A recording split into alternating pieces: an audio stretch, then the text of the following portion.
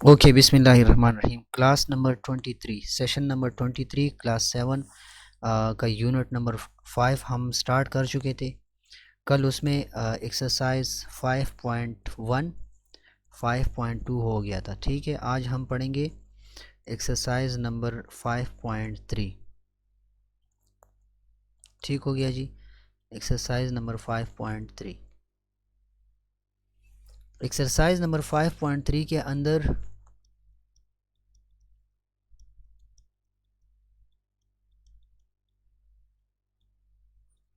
Questions हैं किस चीज़ के ऊपर?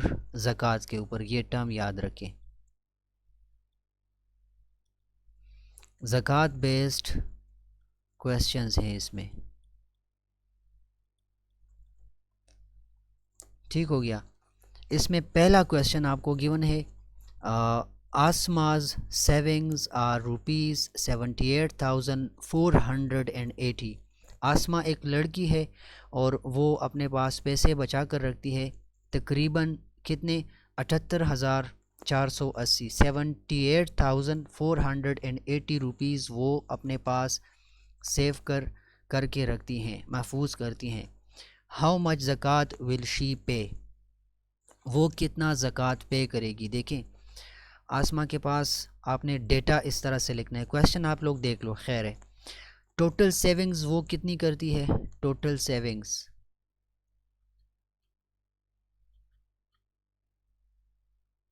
78,480 रुपीज़।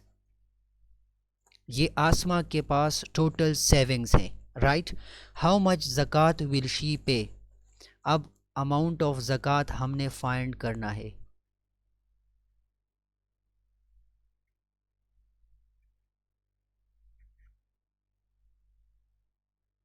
वो कितने अमाउंट का ज़कात अदा करेगी, कितने अमाउंट का ज़कात देगी?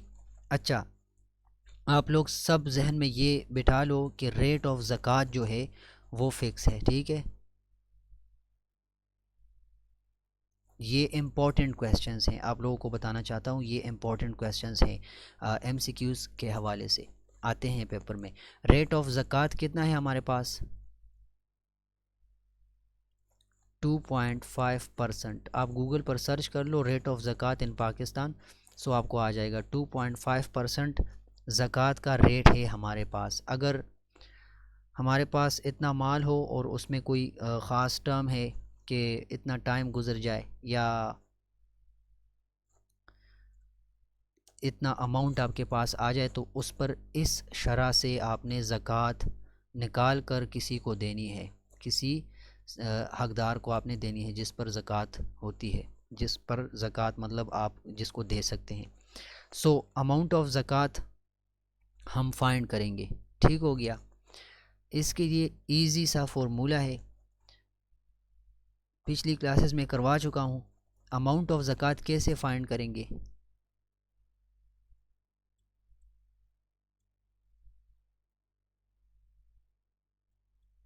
देखिए, उसके पास जितने पैसे हैं उसमें से इस हिसाब से उसने ज़कात पे करनी है। सो 2.5% ऑफ दिस अमाउंट, इजी सा काम है। 2.5% ऑफ उसके पास जितने सेविंग्स हैं, जितनी अमाउंट है 78,480। अच्छा, राइट।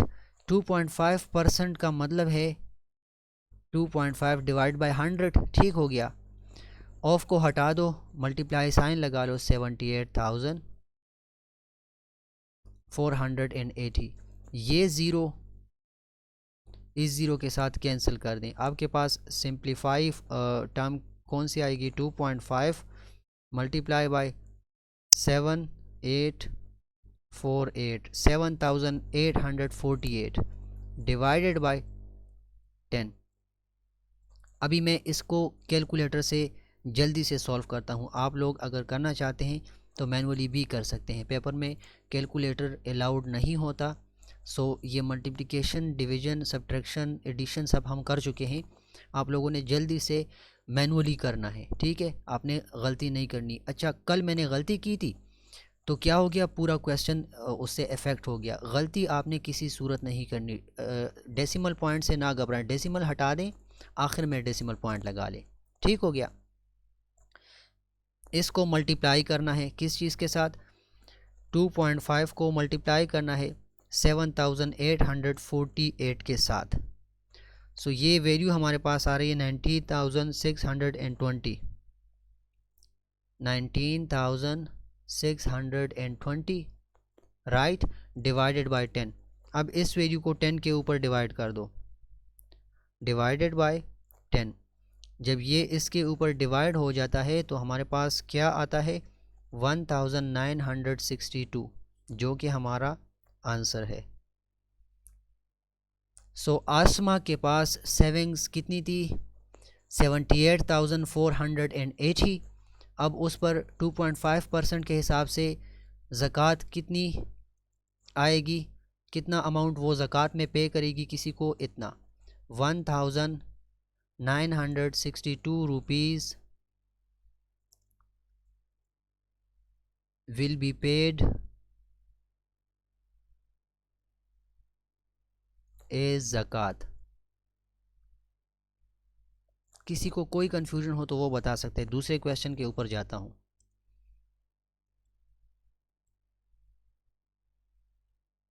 किसी को कन्फ्यूजन हो तो वो बता सकता है प्लीज़। आवाज़ सबको आ रही है मेरी?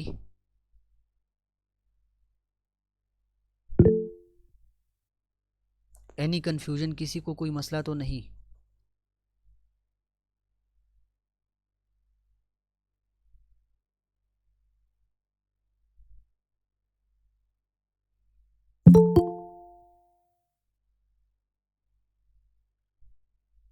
अच्छा, क्वेश्चन नंबर 2 देखें।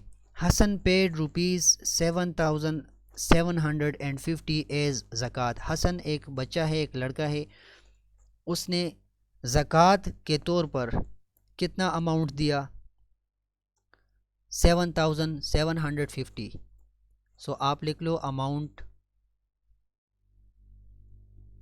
ऑफ ज़कात 7,750 रुपीज़, राइट।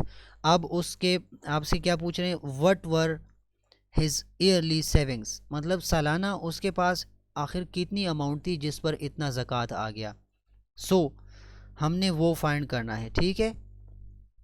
टोटल सेविंग्स हमने फाइंड करनी है।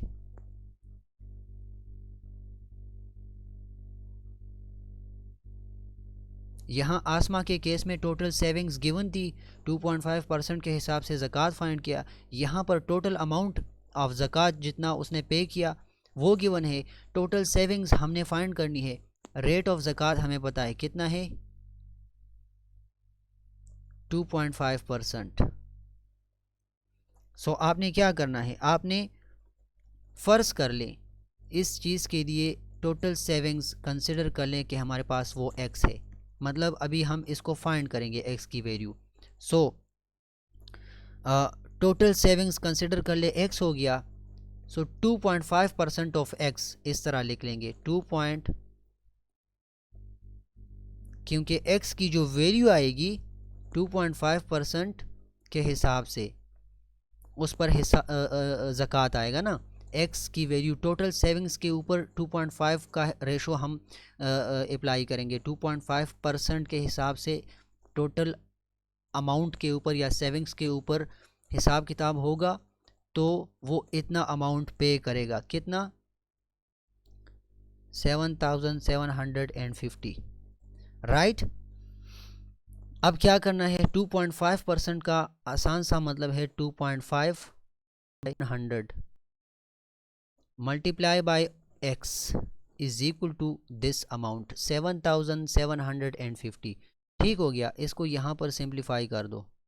देखें 2.5 एज इट इज़ लिख लो,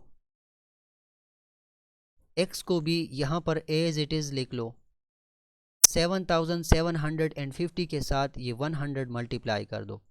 7,750 के साथ 100 मल्टीप्लाई कर लो। कौन क्लास में इस वक्त आ गया? अच्छा, जब आप इसको इसके साथ मल्टीप्लाई करते हैं तो कैलकुलेटर से जल्दी से कर लेते हैं। 7750 मल्टीप्लाई बाय 100, सो 775,000 यानी 2.5 of x is equal to 775,000, right. अब x की वैल्यू के लिए इस चीज़ को इस तरफ पर ट्रांसफ़र कर दें। सो 775,000 डिवाइडेड बाय 2.5। सो 775,000 को डिवाइड कर दें 2.5 के ऊपर। किस चीज़ के ऊपर? 2.5 के ऊपर। सो आपके पास टोटल सेविंग्स की वैल्यू आ जाएगी, x की वैल्यू वो है 310,000। 3,10,000 की अमाउंट सालाना वो बचा कर रखता है। 3,10,000 का अमाउंट उसके पास होता है, तो इसलिए वो इतना ज़कात पे करता है, राइट। किसी को कोई कन्फ्यूजन हो तो वो बता सकता है। एनीवन, कोई कन्फ्यूजन तो नहीं क्वेश्चन में?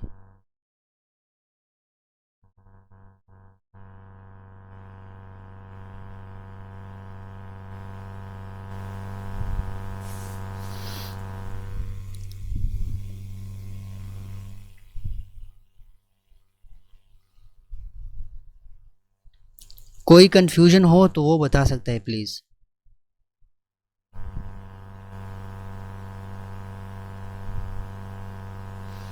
अच्छा, क्वेश्चन नंबर 3 को देख लें। सारे करने हैं क्योंकि इम्पोर्टेंट है।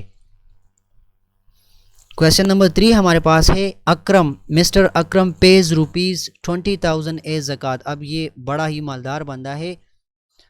ज़कात पे करता है कितना? अमाउंट ऑफ ज़कात कितना पे करता है?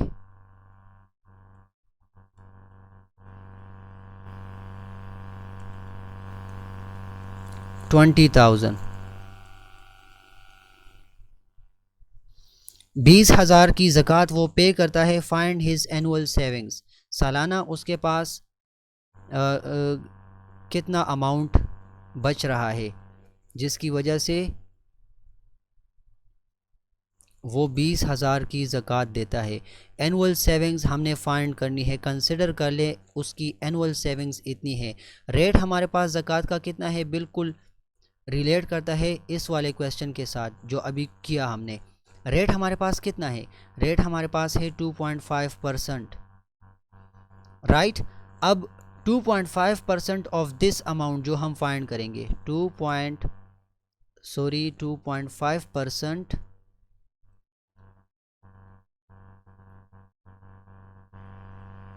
Of x equals 20,000। ठीक हो गया। अब 2.5 का मतलब क्या है? Divided by 100। 2.5% का मतलब है divided by 100। x is equal to 20,000। ठीक हो गया। 2.5 को अपनी जगह पर छोड़ दें, x को भी अपनी जगह पर छोड़ दें, ये 100 यहाँ पर ट्रांसफ़र कर दें। सो ये यहाँ पर इसके साथ मल्टीप्लाई हो जाएगा। ठीक हो गया। जब ये इसके साथ मल्टीप्लाई हो जाता है तो आपने क्या करना है?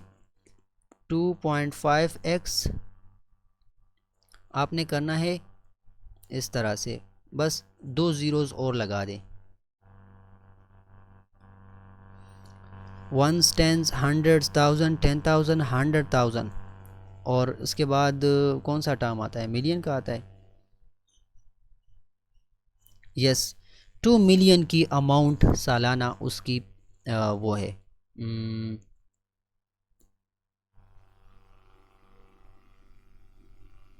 Find his annual savings. So annual savings को हमने कैसे फाइंड करना है?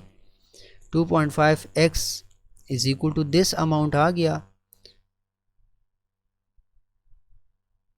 अब हमने क्या करना है? अब हमने सॉरी 2.5 तो अभी हमने नहीं किया। सो x is equal to 1 2 3 4 5 6 1 2 3 4 5 6 divided by 2.5। आप 20 लाख को 2.5 के ऊपर डिवाइड कर दें।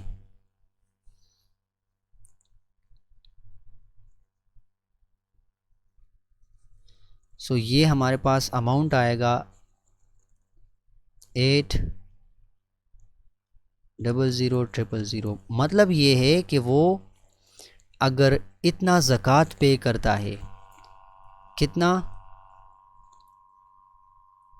20,000 का, तो उसके पास सालाना इतना अमाउंट है, इकाई दहाई सैकड़ा हज़ार 10,000 लाख, 8 लाख रुपए उसके जेब में होते हैं या बैंक में होते हैं। सो 8 लाख के ऊपर 2.5% के हिसाब से हमारे पास उसके ऊपर ज़कात की वैल्यू 20,000 आएगी। कोई कन्फ्यूजन हो किसी को सो वो मुझे बता सकता है। एनीवन कन्फ्यूजन है किसी को तो वो बता दें। नईम, आदिल, इरम,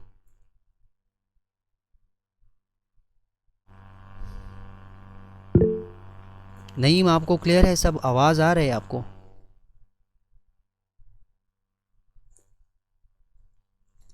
अच्छा, अब question number 4। If mister Salman earn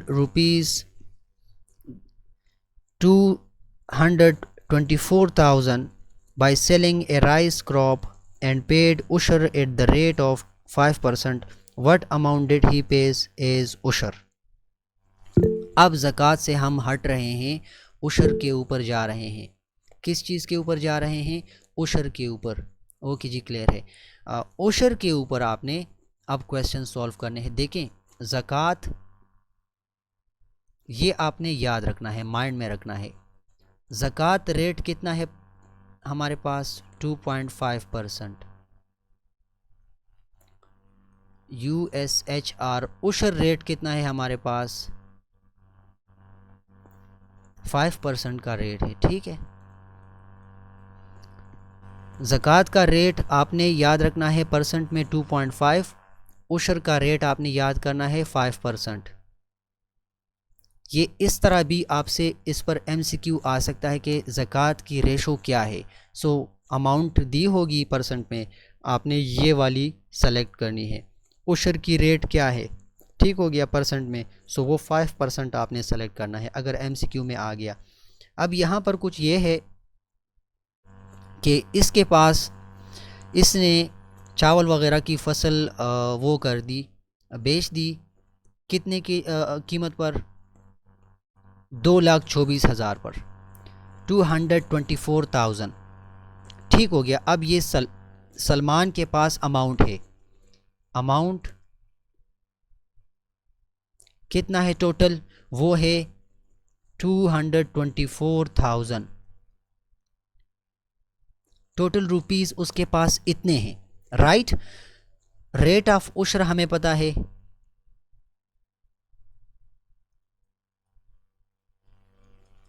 वो कितना है हमारे पास? 5%। अब आप देखें इसमें टोटल अमाउंट यानी 5% से कितना अमाउंट बनेगा वो हमने फाइंड करना है। उशर का अमाउंट, उशर्स अमाउंट, ये हमने निकालना है। यार इजी सा काम है। इस अमाउंट का 5% कितना बनेगा? सो 5% ऑफ दिस अमाउंट, इस तरह लिख लेंगे, 5% ऑफ 224,000, इट मीन्स 224,000, राइट। अब इसको सिंप्लीफाई कर लें। 5% का मतलब है 5/100 मल्टीप्लाई दिस अमाउंट। ये 2 ज़ीरोज़ इन 2 ज़ीरोज़ के साथ कैंसिल हो गए। हमारे पास क्या बच गया? 5 मल्टीप्लाई बाय 2240, 2240 के साथ 5 को मल्टीप्लाई कर दें। मैनुअली आपने पेपर में इस तरह करना है, इस तरह रफ वर्क में। 5 ज़ीरोज़ आर 0, 5 4 आर 22 कैरी हो गया, 5 2 आर 10, 10 + 2 12, 12 में से 1 कैरी हो गया, 5 2 आर 10, 10 + 1 11। सो 11,200 रुपीज़ वो एज उशर पे करेगा।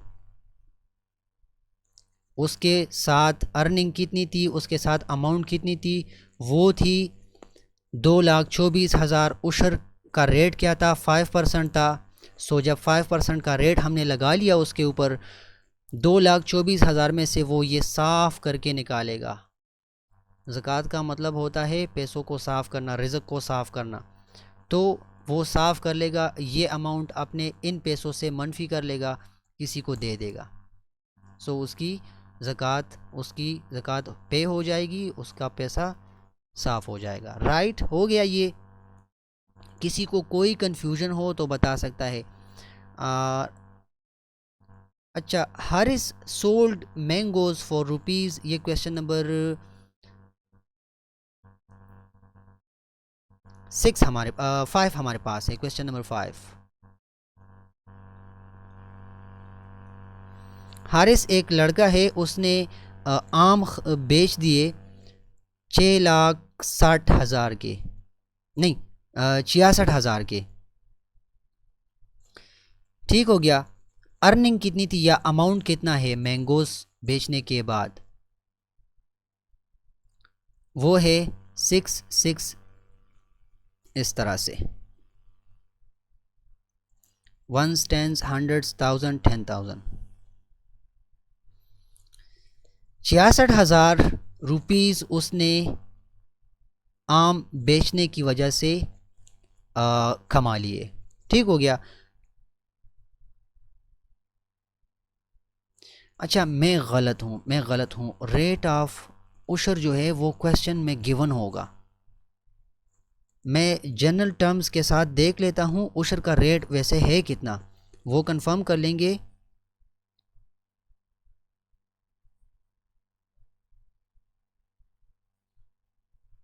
यहाँ हर एक क्वेश्चन में उशर का अपना रेट गिवन है।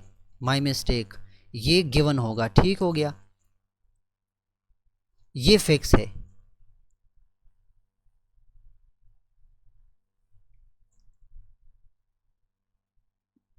अच्छा, गूगल पर आ रहा है कि 5% ही है उशर की वैल्यू, मतलब मैं फिर ठीक हूँ। ओके, हर एक बंदा उशर अपनी तरफ से फिक्स नहीं, ज़्यादा भी दे सकता है। एक बंदा है, उसने अब 10% उशर दे दिया। ओके, 5% बुनियाद है, रेट 5% है। यहाँ मैं ठीक हूँ, बिल्कुल एग्जैक्टली मैं ठीक हूँ। ये गिवन नहीं होगा, ये फिक्स है। चलें, मैं डर गया कि मैं गलत हो गया था। 5% ही है उशर का रेट, 2.5% ही है ज़कात का रेट। यहाँ पर क्या है, यहाँ पर यह है कि एक बंदा अपनी तरफ से उशर की अमाउंट कम ज़्यादा दे सकता है। एक बंदे ने 5% दिया तो ठीक हो गया। 10% अगर एक बंदा देना चाहता है तो वो उसके लिए अलग से कैलकुलेशन करेंगे। राइट, समझ आ चुका है आप सबको। अच्छा, सोल्ड मैंगोज़ यानी अमाउंट कितना है उसके पास, 66,000 का, 66,000 का। उशर किस रेट से उसने पे कर दिया,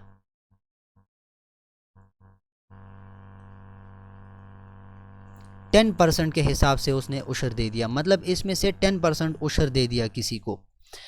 अच्छा, तो अब क्या होगा कि उशर की अमाउंट फाइंड करें। उशर अमाउंट मतलब 10% इस वैल्यू का कितना है वो हमने फाइंड करना है।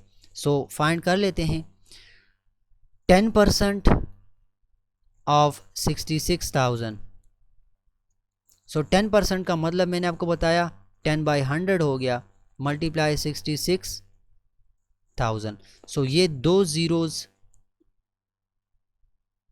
इन दो ज़ीरोज़ के साथ कैंसिल कर दें। राइट, अब आपके पास बच गई वैल्यू 66 मल्टीप्लाई बाई 10। अब आप इनके साथ इस वैल्यू को मल्टीप्लाई कर दें सो 660 और ये 0 यहाँ से आ जाएगा मल्टीप्लिकेशन के बाद। 6,600 6,600 रुपये 10% के हिसाब से उसका उशर बन गया, उसने किसी को उशर दे दिया। पेड 10% एज उशर। ओके, आंसर आ चुका है। ओके, ये क्वेश्चन नंबर 6 हमारे पास है दूसरा। मदीहाज एनुअल सेविंग्स आर ₹180,000 यानी 1,80,000, 1,80,000 उसकी सेविंग्स है सालाना। What is the amount of ज़कात to be paid by her. दोबारा से वही ज़कात का क्वेश्चन है। सो ज़कात रेट याद रखें, बता दिया, ज़कात 2.5% के हिसाब से पे करेंगे। यहाँ पर इस लड़की के साथ टोटल एनुअल सेविंग्स कितनी है? एनुअल सेविंग्स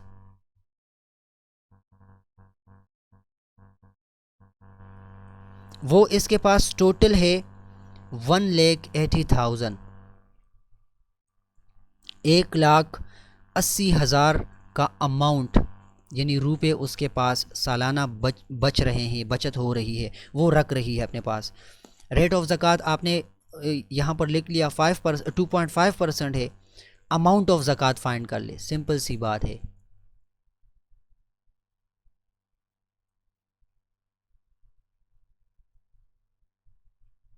ये हम फाइंड करेंगे। सो 2.5% ऑफ दिस अमाउंट, इजी सा काम है।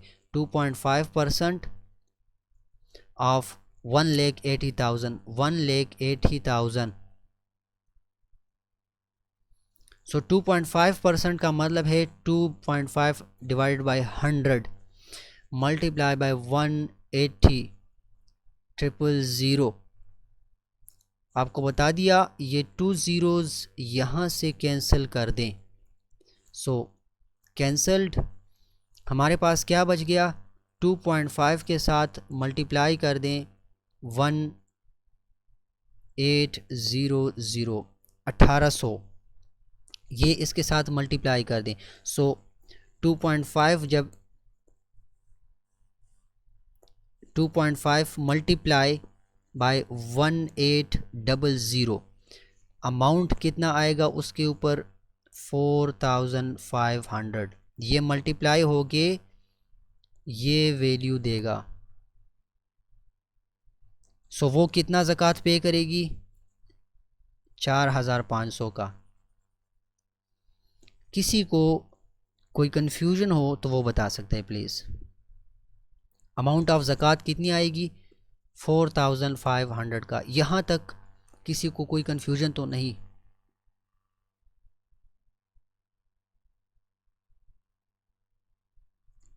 एनीवन कोई कन्फ्यूजन हो तो वो बता सकता है।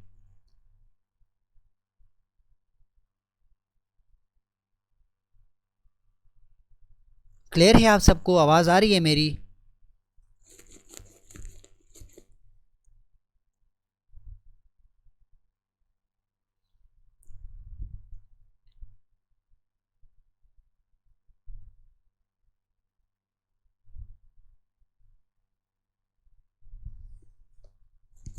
हेलो, आवाज़ आ रही है? इरम, आदिल, ओके, यहाँ तक क्लियर हो गया? कोई कन्फ्यूजन तो नहीं? अच्छा यार, ज़कात के ऊपर काफ़ी सारे क्वेश्चन कर लिए। मैं कहता हूँ इस चैप्टर को यहाँ पर ख़त्म कर देते हैं, क्योंकि बाकी भी इसी तरह के हैं, एग्जैक्टली इसी तरह के क्वेश्चंस हैं। द अमाउंट ऑफ उशर paid is rupees this one, and वही उशर वाला क्वेश्चन है। क्या ख्याल है दूसरा चैप्टर शुरू करूं? काइंडली वॉइस कर दें। सेट्स का चैप्टर है, चैप्टर नंबर 6 या यूनिट नंबर 6। ज़कात वगैरह सब कुछ समझ आ गया?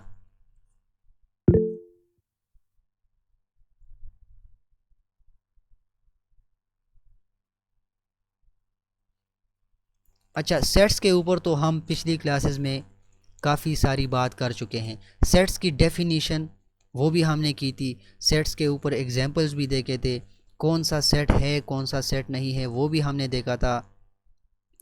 किसी को उसमें कन्फ्यूजन तो नहीं? मैं डायरेक्टली एक्सरसाइज पे जा रहा हूँ, क्योंकि सेट्स के ऊपर सेट की जो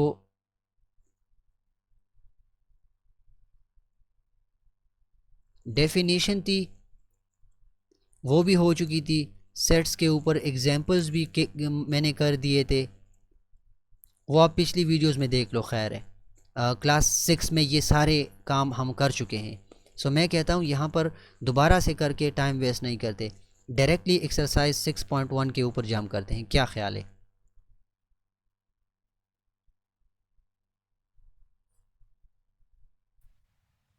सर, जी जी जी। इस चैप्टर में सबसेट है कि नहीं? इस चैप्टर में सबसेट जी सर। एग्जैक्टली होगा, सेट्स के अंदर होगा।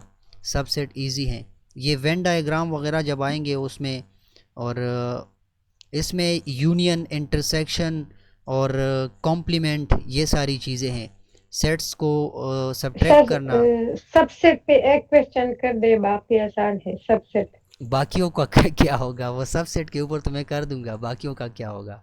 सबसेट इस तरह है, देखिए मैं आपको एक सेट लिखता हूँ इजीली, ऐसे समझे। आपके पास एक सेट है, ठीक है, 1 2 3 4। एक दूसरा सेट मैंने लिखा बी, 1 2 एंड 3।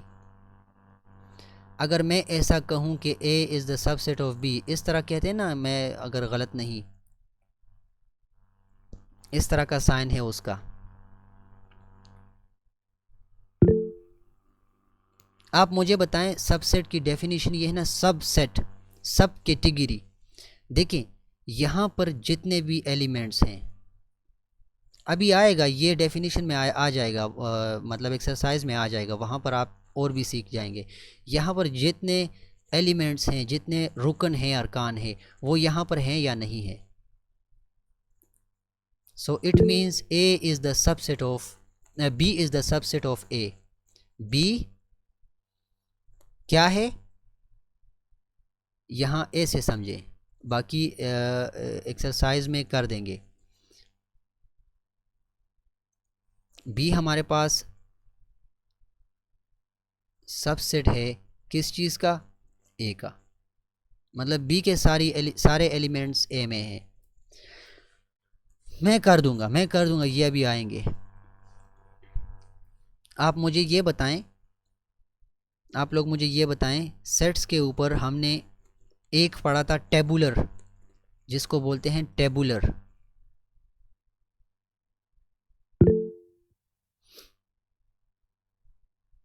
टेबुलर मेथड में लिखना, या टेबुलर फॉर्म उसको बोल दें, टेबुलर शेप में। टेबुलर से हमारे पास हम क्या मुराद लेते हैं, इस पर अच्छी खासी क्लास हुई थी। मेरे पास एक्सरसाइज में एक सेट है, सेट ए, उसके अंदर है जनवरी,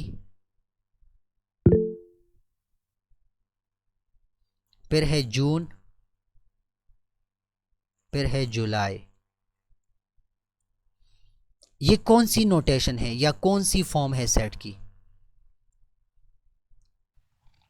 सर, टेबुलर फॉर्म। यस, ये टेबुलर फॉर्म में है, क्योंकि ये कॉलम 1 है, ये कॉलम 2 है इस तरह से,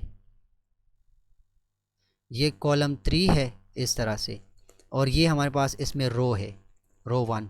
टोटल एक रो है इसमें।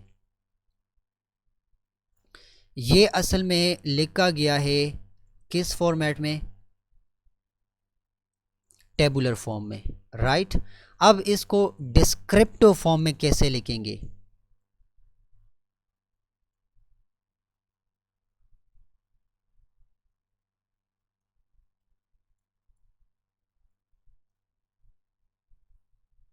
मतलब इस सेट को डिफाइन करना है इन सिंपल इंग्लिश वर्ड्स। अगर मैं लिखूं A is equal to set of months, तो ये गलत होगा या ठीक होगा?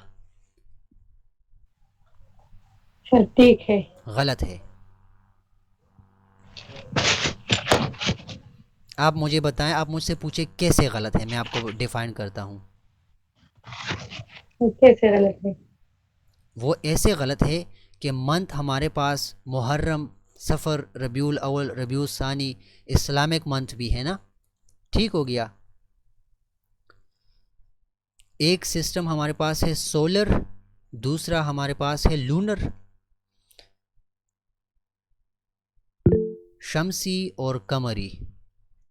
यहाँ पर आपने इसकी डिस्क्रिप्टिव फॉर्म में ये लाजमी लिखना है कि सेट ऑफ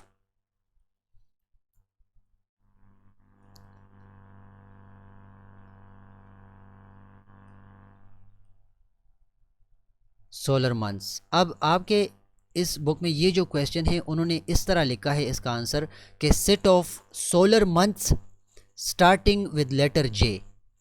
इसके स्टार्ट में जे है, मैटर नहीं करता इतना, इसके स्टार्ट में जे है और इसके स्टार्ट में भी जे है। सो ये डेफिनेशन भी ठीक है, मतलब ये आंसर भी ठीक है। सेट ऑफ सोलर मंथ्स हैं या नहीं है, एग्जैक्टली हैं। सो हमारी डेफिनेशन ठीक हो गई। अगर मैं इस तरह कहूँ कि set of solar months starting with J, तो ये भी करेक्ट है, ये भी करेक्ट है। ये सिर्फ गलत है क्योंकि इसमें सोलर लूनर का आइडिया हमने लाजमी देना है।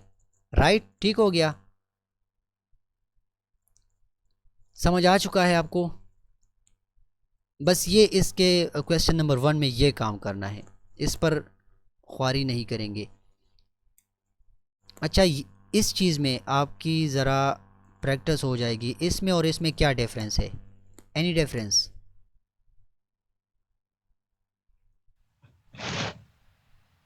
No sir. दोनों सेम हैं। सेम किस लिए है? क्योंकि ये एम्प्टी सेट्स हैं। इसका नाम मैंने आपको बताया था फाई, इस तरह से समझ लें फाई। राइट, कोई कन्फ्यूजन तो नहीं है? 15 मिनट्स का टाइम रहता है, तो मैं इसमें इम्पोर्टेंट क्वेश्चन ज़रा नोट करके आपके सामने रख देता हूँ।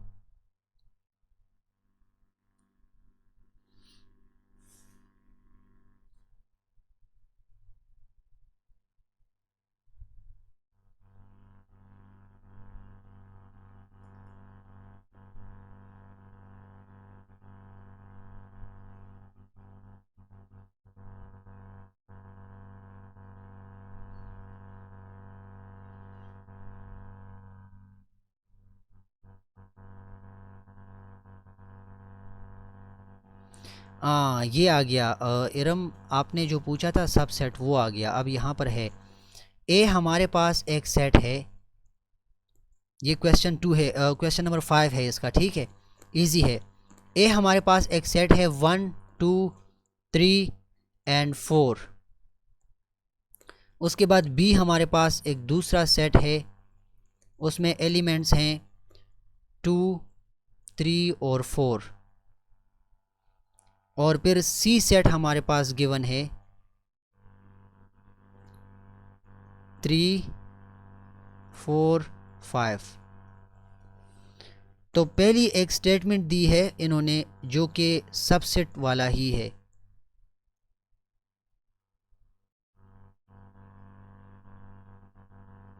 क्या ये करेक्ट स्टेटमेंट है? मतलब A is the subset of B, क्या ये ठीक है?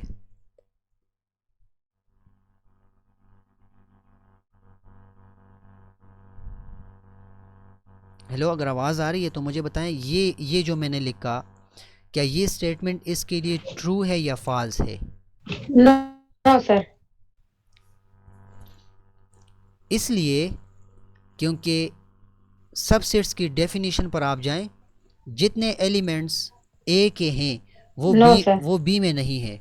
यहाँ पर 1 है ना, 1, क्योंकि बट वन तो 1 यहाँ इसमें पर नहीं मौजूद है। नहीं है। सो ये स्टेटमेंट इसमें हमारे पास फॉल्स है।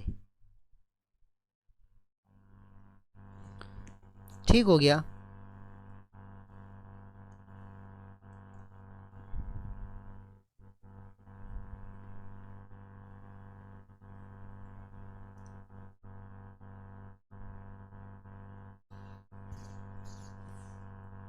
अच्छा, इस क्वेश्चन को करने से पहले टाइम कितना रहता है हमारे पास?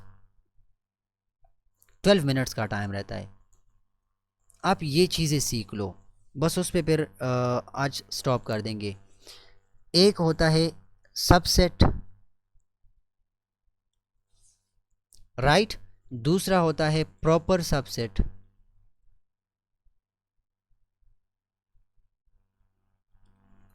तीसरा होता है इम्प्रॉपर,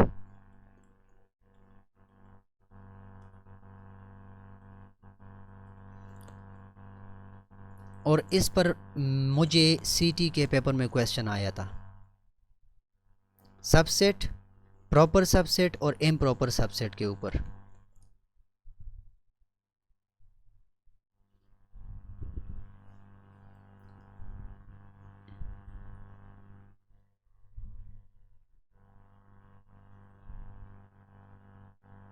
ये ज़रा पहले अपने पास कॉपी में लिख लें।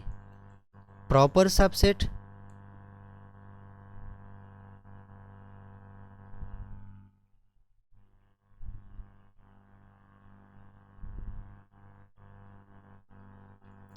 प्रॉपर के बाद इम्प्रॉपर लिख लें और सबसेट की डेफिनेशन भी अलग से लिख लें।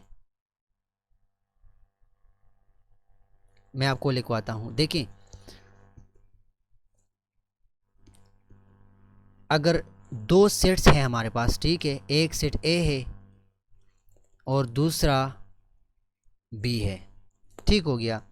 तो सेट ए और बी दोनों एक दूसरे के सबसेट कब होंगे? उनकी एलिमेंट्स को हम देखेंगे। क्या करेंगे?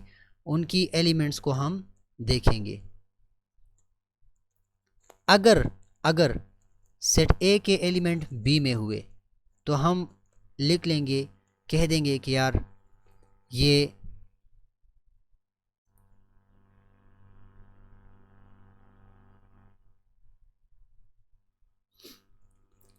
ये जो सेट ए है, अगर सेट ए के सारे एलिमेंट्स बी में हैं, ठीक है, सेट ए के सारे एलिमेंट्स बी में हैं, तो हम लिख लेंगे कि ए जो है वो है सबसेट है बी का। A is the subset of B. अगर बी के सारे एलिमेंट्स ए में हैं तो हम लिख लेंगे B is the subset of A, right. अब प्रॉपर सबसेट को समझ लें। पहले मैं ये जनरल आपको समझा रहा हूं। प्रॉपर, ये सबसेट की डेफिनेशन हो गई, ये प्रॉपर की अभी यहां पर है। अगर दो सेट्स हैं, ठीक है, ए और बी, ये हमारे पास दो सेट्स हैं, सो ये प्रॉपर कब होंगे? ये प्रॉपर तब होंगे अगर सेट ए के सारे एलिमेंट्स बी में हैं बट बी में एक एलिमेंट ऐसा है जो ए में नहीं है। सो हम कहेंगे set A is the proper subset of B. क्या कहेंगे? Set A is the proper subset of B. देखें, सेट ए हमारे पास लेट सपोज आ गया 1 2, राइट। बी हमारे पास अगर है 1 2 3, सेट ए के सारे एलिमेंट्स तो बी में हैं बट बी में एक एलिमेंट ऐसा है जो सेट ए में नहीं है। So A is the proper subset of B.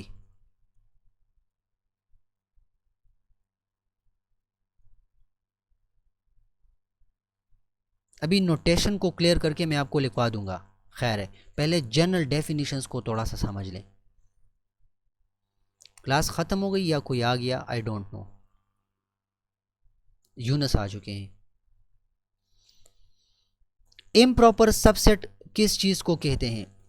N improper subset refers to a subset that includes all the elements of the original. ठीक हो गया। इम्प्रॉपर का मतलब ये है कि जो यहाँ पर बयान कर दिया हमने वो इम्प्रॉपर होगा।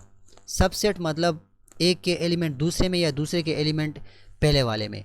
Improper refers to subset that includes all the elements. A और बी इस तरह हैं हमारे पास, 1 2।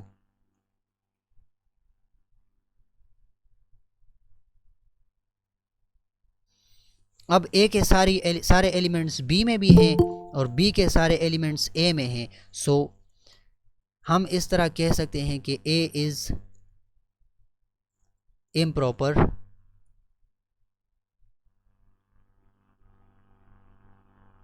सबसेट ऑफ बी, या B is improper subset of A. यहां तक ये समझ लें, बाकी क्लास का टाइम मैं ज़रा देख लेता हूं, 6 मिनट्स हैं। ये ज़रा अपने साथ बस लिख लें, ये डेफिनेशन लिख लें। दूसरी छोटी सी क्लास बनवाकर मैं इसकी नोटेशन आज करवा दूंगा, फिर उस पर एंड कर लेंगे, क्योंकि आज ज़कात वाला जो चैप्टर था उसके सारे क्वेश्चंस तकरीबन मैंने कर लिए। सो सेट्स वाला चैप्टर तो स्टार्ट कर लिया, उसमें नई चीज़ें हैं, पुरानी वाली नहीं डिस्कस करेंगे। ये सबसेट, प्रॉपर, इम्प्रॉपर, ये डिस्कशन हम करेंगे बाकायदा से। बस ये अपने साथ कॉपी में ज़रा लिख लें, अपने साथ एक रफ पेज पर लिख लें।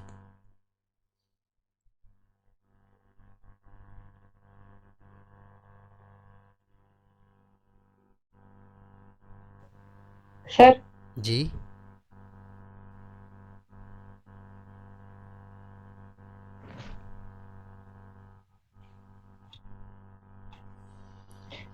सर ये क्यों इम्प्रॉपर है? क्योंकि आवाज़ आपकी कट रही है। सेट क्यों? में कौन सा? भी 2 एलिमेंट है और बी में भी 2 एलिमेंट है ये और बस सेम भी है। ये डेफिनेशन है ना, प्रॉपर और इम्प्रॉपर, इसी वजह से इसको बोलते हैं। प्रॉपर का मतलब ये है कि इसके सारे एलिमेंट्स इसमें हैं। ठीक हो गया? तो ये पूरा प्रॉपर, मैं इस तरह से इसको समझता हूँ। ए प्रॉपर सबसेट बी का किस लिए है? क्योंकि इसके सारे एलिमेंट्स इसमें हैं बट इसका एक एलिमेंट इसमें नहीं, तो ये इसका प्रॉपर है। इम्प्रॉपर इन द सेंस इस तरह समझ ले कि कोई चीज़ बाकी नहीं रहती। इम्प्रॉपर मैं इस तरह से समझता हूँ, रट्टा लगाता हूँ। अब ये डेफिनेशन है मैथमेटिक्स की तरफ से।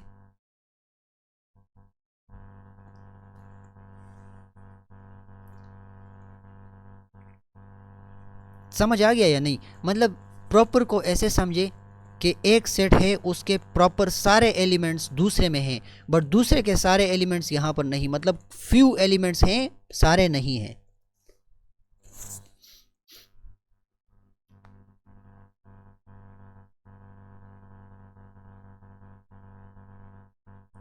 मैं अभी आपको सामने यहाँ पर इस स्लाइड पर दूसरी क्लास सर में, इम्प्रॉपर में तो दोनों सेट सेम है और एलिमेंट भी सेम है, तो क्यों इम्प्रॉपर? अब ये क्यों में मैं खुद कंफ्यूज हो जाता हूँ कि मतलब क्यों। ये डेफिनेशन है और नाम वगैरह है, मैं खैर है इसको क्लियर भी कर दूंगा, थोड़ी जी सी सर रिसर्च कर ठीक है। दूंगा। बट इसमें यह है ना कि ये जो है प्रॉपर को मैं ऐसे खुद समझता हूँ कि प्रॉपर, ये प्रॉपर सारे एलिमेंट्स इसके अंदर आ रहे हैं। ये इम्प्रॉपर इसलिए है कि इसमें कोई चीज़ बाकी नहीं बचती, सारे के सारे एलिमेंट्स एक दूसरे के अंदर हैं। खैर है, अगर मुझसे अभी नहीं समझ रही तो मैं थोड़ी सी रिसर्च करके कल वाली और उसके बाद की क्लास में भी समझा दूंगा, कोई फिक्र की बात नहीं है।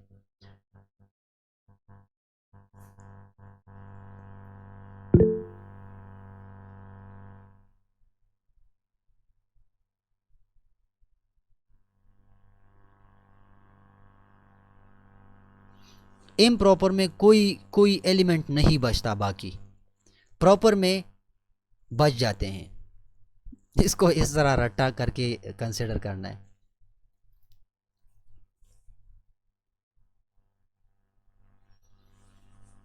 मैं इस पर एक एग्जाम्पल करता हूँ और नोटेशन भी लिख लेंगे उसके साथ।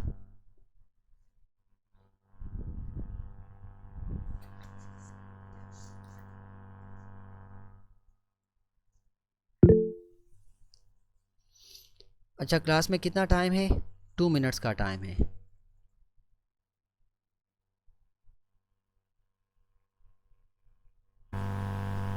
देखें, अभी proper set, sorry, proper subset और इम्प्रॉपर सबसेट की बात हो गई। सबसेट जनरलाइज टर्म ये है, सबसेट को समझ लें कि मतलब एक के एलिमेंट दूसरे में है, सो वो सबसेट है उसका।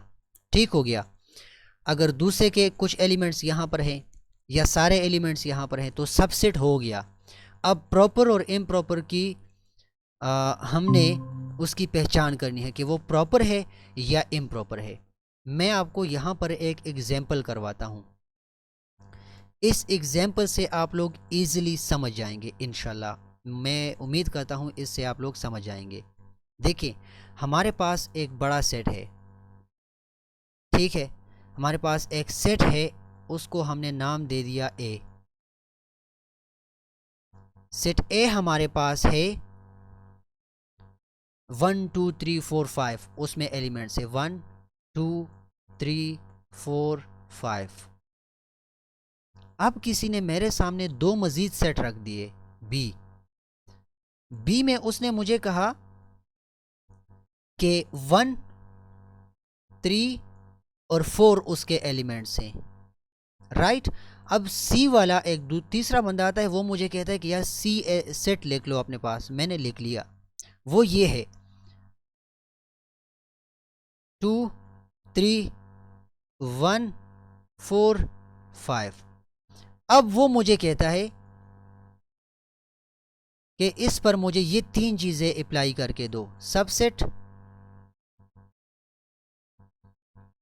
दूसरा प्रॉपर,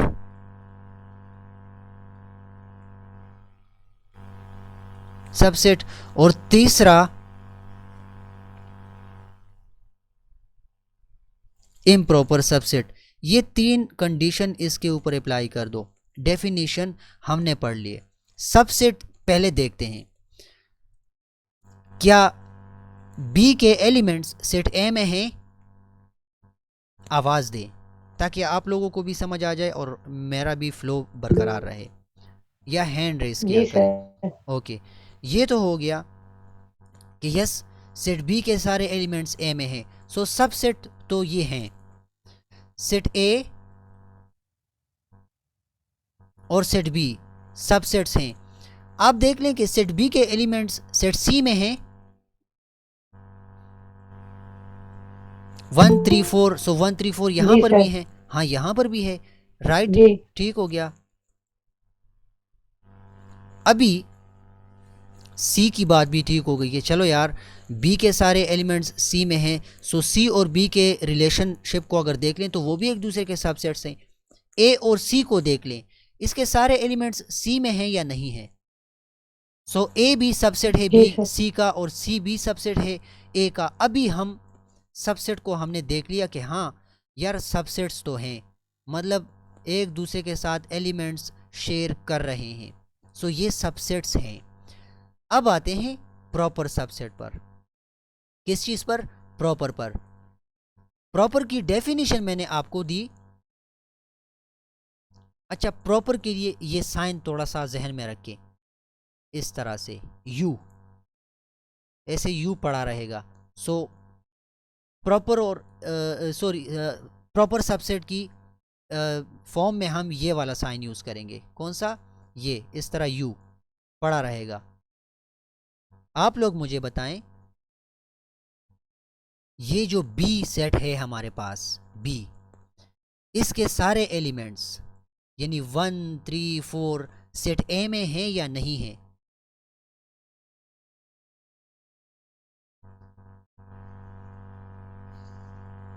है ना सेट ए में? बताएं ना, आवाज दें। जी सर। हाँ बिल्कुल है। सेट बी का 1 यहाँ पर है, सेट बी का 3 यहाँ पर है, सेट बी का 4 यहाँ पर है।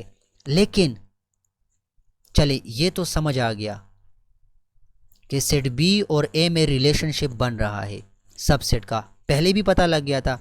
अब प्रॉपर है या इम्प्रॉपर है, हम प्रॉपर की तलाश कर रहे हैं। देखें, सेट बी के सारे एलिमेंट्स तो इसमें हैं, मगर सेट ए के कुछ एलिमेंट्स ऐसे हैं जो बी के साथ नहीं है।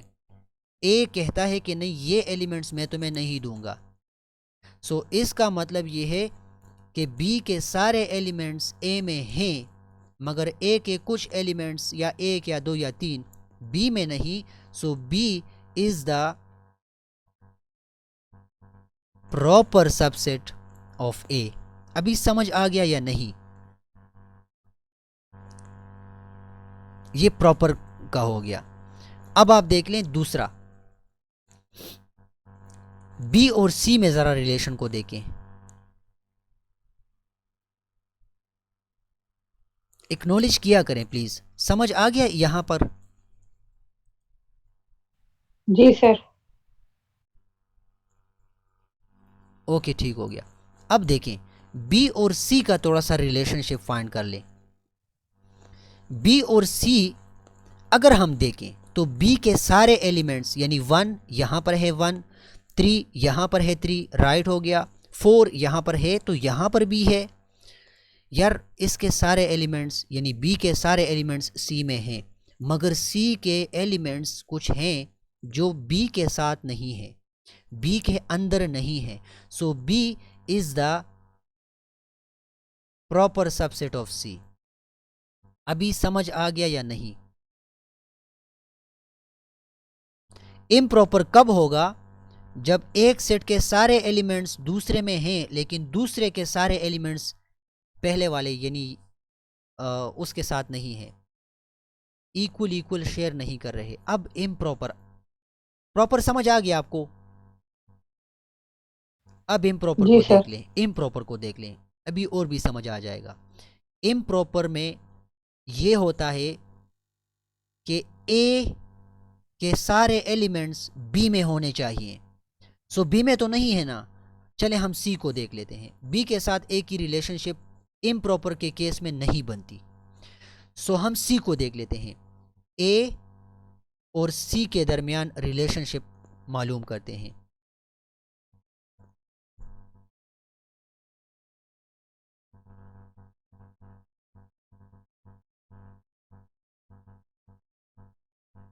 क्या ये ए के सारे एलिमेंट्स सी में हैं या नहीं है? सादा सा जवाब दें। जी सर। कोई ऐसा एलिमेंट है जो, मतलब ये एक। हाँ, इसमें इस साइन के नीचे ये जो यू लिखा होता है ना, इसमें इस तरह लिखेंगे A is the improper subset of C, या फिर इस तरह भी कह सकते हैं कि C is the improper subset of A, या इस तरह भी कह सकते हैं कि A is the improper subset of C. ठीक हो गया। सी को कुछ भी करके ट्राई कर लें, मतलब C is the improper subset of A is the improper subset of C, या C is the improper subset of A is the improper subset of A. यार आसान सा काम है, इसको इस तरह भी लिख सकते हैं, ए इज इक्वल टू सी या सी इज इक्वल टू ए, यानी सेम होंगे तो वो इम्प्रॉपर होंगे। बस इसको इस तरह रट्टा लगा लो। अभी समझ आ गया या नहीं? इस पर मजीद बातें करूं? मजीद बातें करूंगा तो कंफ्यूज होंगे। इक्वल जब जी होंगे, सर ठीक है। इक्वल मतलब ये सेम होंगे। सेम जब होंगे, सेम, तो वो इम्प्रॉपर जी होंगे, इम्प्रॉपर होंगे एक दूसरे के। ठीक है। जब सेम नहीं होंगे, कुछ एलिमेंट्स बचेंगे, तो वो प्रॉपर होंगे। यहां तक, इस पॉइंट तक किसी को कोई कंफ्यूजन हो तो वो बता सकता है। मैं यूनिट नंबर 6 जो मैंने स्टार्ट लिया यहाँ, यूनिट नंबर 6 यहाँ पर, उसके 6.1 एक्सरसाइज में ही हूँ, नहीं निकला। ये क्वेश्चन नंबर 5 या 6 उसकी डिस्कशन थी बस। प्रॉपर सबसेट और इम्प्रॉपर सबसेट वहाँ था, तो मैंने कहा कि चलो यार यहाँ स्टेटमेंट को पहले नहीं देखते, पहले स्टेटमेंट को नहीं देखते, यहाँ कुछ गलत हम कर लेते। हमने पहले चीज़ों को समझ लिया। हमने क्या किया? हमने सबसेट, प्रॉपर सबसेट और इम्प्रॉपर सबसेट को समझ लिया। अभी कल हम यहाँ पर इसी क्वेश्चन को डिस्कस कर लेंगे। जो स्टेटमेंट्स गिवन हैं, कुछ स्टेटमेंट्स दिए हुए हैं और हमें कहते हैं कि ए बी और सी के लिए वो स्टेटमेंट्स डिफाइन कर लो कि ट्रू हैं तो सामने ट्रू लिखो, अगर फॉल्स हैं अदरवाइज तो फॉल्स लिखो। सो ये काम हम कल कर लेंगे। यहाँ तक सब कुछ समझ आ चुका है तो बस एक्नॉलेज कर दें ताकि क्लास को ख़त्म कर दें।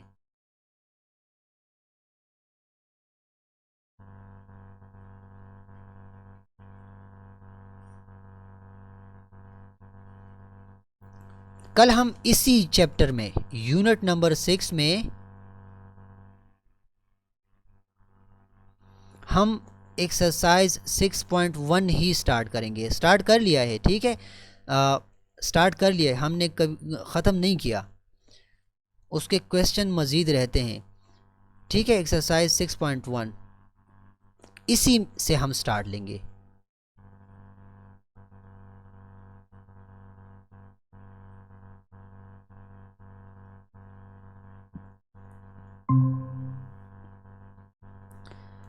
किसी को कंफ्यूजन हो तो वो बता सकता है।